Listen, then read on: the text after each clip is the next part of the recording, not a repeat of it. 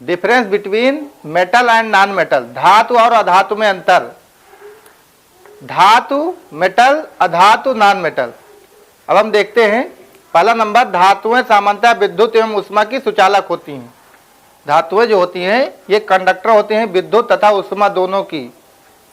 अधातुएं क्या होती हैं, विद्युत तथा उष्मा की कुचालक होती हैं। ग्रेफाइट जो है क्या अपवाद है। अगला है, ग्रेफाइट जो है विद्युत का सुचालक है और हीरा उष्मा का सुचालक है। हीरा जो है विद्युत का कुचालक है। अगला है, धातुओं में विशेष प्रकार की चमक पाई जाती है जिसको लस्टर कहते हैं। अधातुओं में विशेष प्रकार की चमक नहीं होती है। जैसे सोना है, सोना में एक विशेष प्रकार की चमक देखकर हम बता सकते हैं कि सोना है। चांदी, तांबा सबका विशेष प्रकार का चमक होता है। एल्युमिनियम सबका विशेष प्रकार का चमक होता है, लेकिन अधातुओं में ऐसा कोई चमक नहीं होता है। ग्रेफाइट अपवाद है। ग्रेफाइट और ये आयोडीन ये दोनों अपवाद हैं।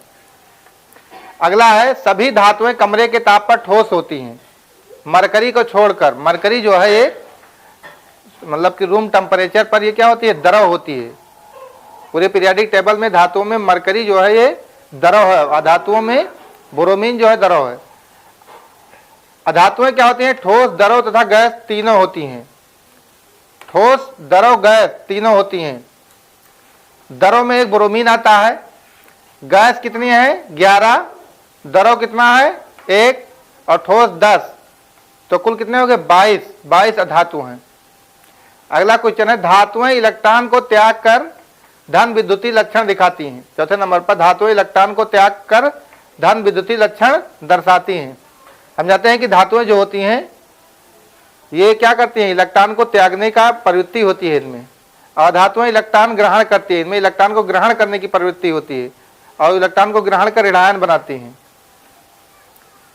अगला है, धातु सामान्यतः धातुओं का गलनांक तथा क्वथनांक अधिक होता है। मेल्टिंग पॉइंट और बॉइलिंग पॉइंट अधिक होता है। जैसे मान लीजिए टंगस्टन है, इसका 3500 डिग्री सेल्सियस मेल्टिंग पॉइंट है, और लोहा यानी एफी का, एफी मतलब लोहा, इसका 1500 डिग्री सेल्सियस लगभग है।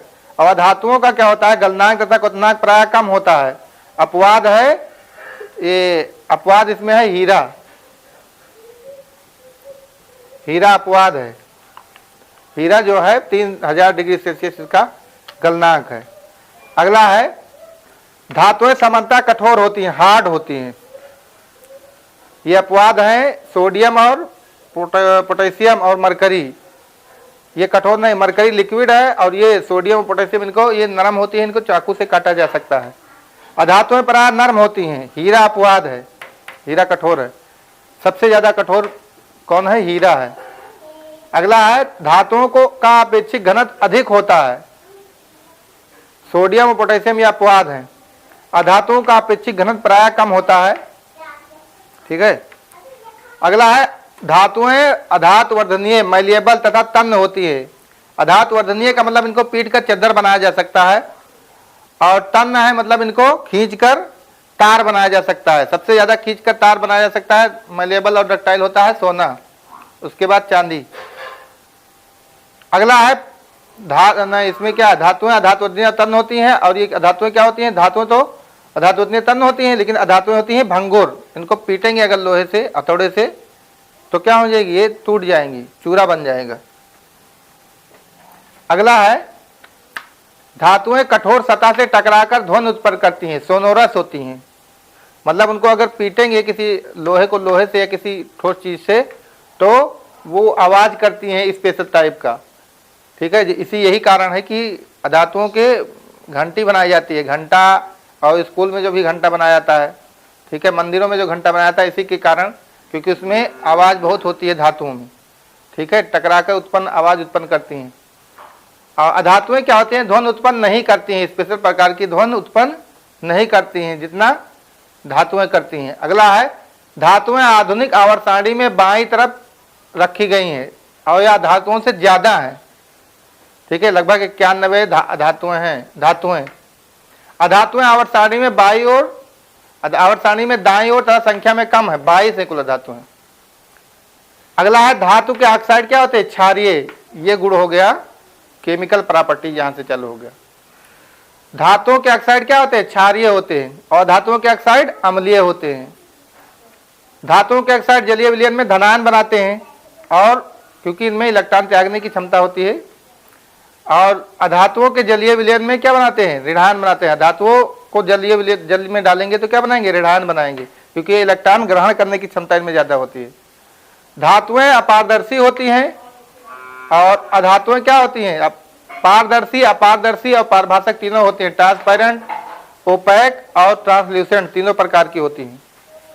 अगला है जल के साथ क्रिया करती हैं। धातुएं जो है जल के साथ क्रिया करती हैं, और अधातुएं क्या होती हैं? जल के साथ क्रिया नहीं करती हैं।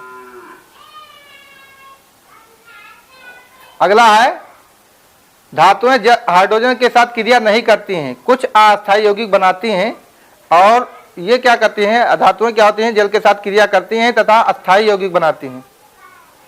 धातुओं के क्लोराइड के साथ, धातुएं क्लोराइड के साथ वैद्युत संयोजी आबंध बनाती हैं। इनमें जो बंध होता है वैद्युत संयोजी बंध होता है, और धातुएं क्या होती है? सहसंयोजक आबंध बनाती हैं। धातुओं में उदाहरण हो गया, धातु में उदाहरण लीजिए, सोडियम है, पोटेशियम है, लोहा है, सोना है, चांदी एजी है, ठीक है, पारा जो द्रव है। अधातुओं में ले लीजिए आप उदाहरण, क्लोरीन है, ब्रोमीन है और आयोडीन है, ठीक है, हीलियम है, नियान है, हे निशा आजकल जिंदा रहना पूरा, ये सब पूरा है। ये सब उदाहरण है इसके अधातुओं के।